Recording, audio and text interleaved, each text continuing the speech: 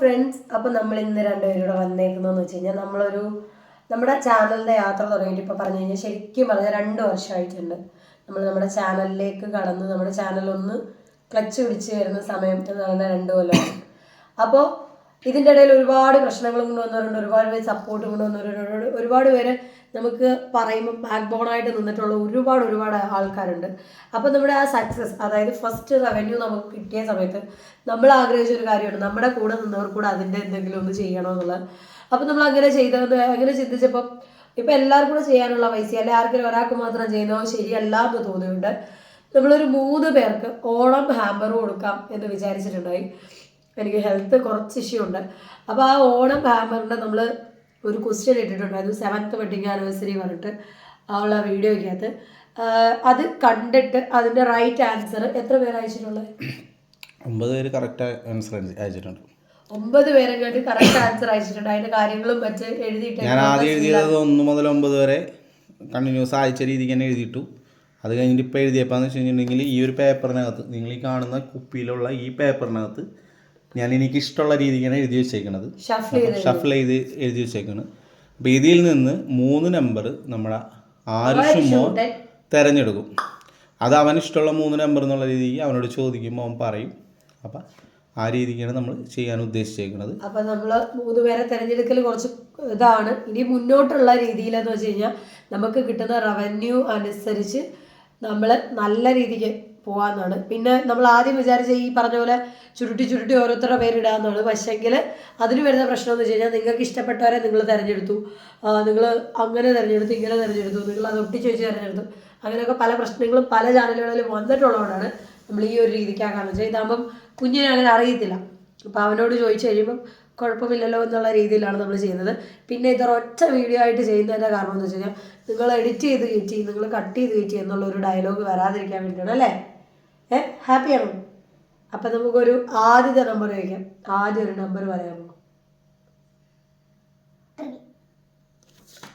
ആദ്യത്തെ നമ്പർ 3 ആണ് കേട്ടോ കുഞ്ഞ് പറഞ്ഞിട്ടുള്ളത്. 3 സൂപ്പർ.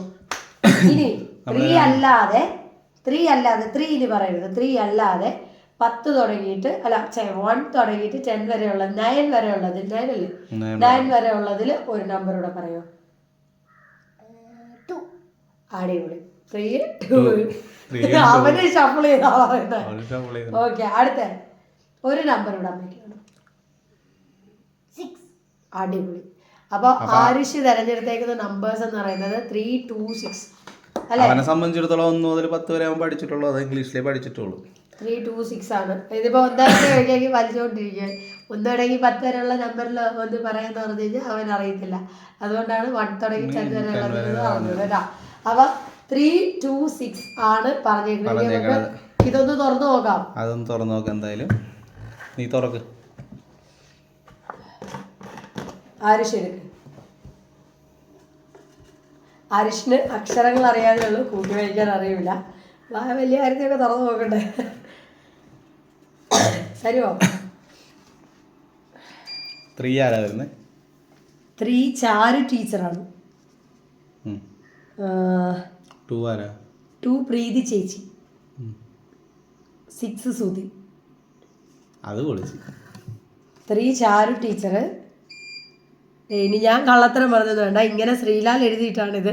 എനിക്ക് വയ്യാതെ ഞാനിവിടെ കിടക്കുകയായിരുന്നു. ഇവരാരുമല്ല ഫസ്റ്റ് മെസ്സേജ് അയച്ചത്. പക്ഷെങ്കിൽ ഇത് വല്ലാത്തൊരു ട്വിസ്റ്റ് ആയിപ്പോയി. അപ്പം എൻ്റെ ആരുഷ് മോനാണ് തിരഞ്ഞെടുത്തത്. ആരാ? ചാരുവമ്മ. ആ, പ്രീതി ചേച്ചി, പ്രീതി ആൻറ്റി, ആ, സുധിമാമ. ഒന്ന് കൈയടിച്ച്. അപ്പം നിങ്ങൾക്കുള്ള ഓണം ഹാമ്പർ തിരഞ്ഞെടുത്തേക്കുന്നത് നമ്മുടെ മോനാണ്. ഇനിയും മുന്നോട്ടുള്ള യാത്രയിൽ നമുക്ക് കിട്ടുന്ന റവന്യൂവിൻ്റെ അനുസരിച്ച് നമ്മൾ ഇതുപോലെ അങ്ങനെ കുറച്ച് കാര്യങ്ങളൊക്കെ ചെയ്യാൻ ഉദ്ദേശിക്കുന്നുണ്ട്. മുന്നോട്ട് നല്ല രീതിക്ക് പോകാൻ പറ്റട്ടെ എന്ന് ആഗ്രഹിക്കുന്നുമുണ്ട്.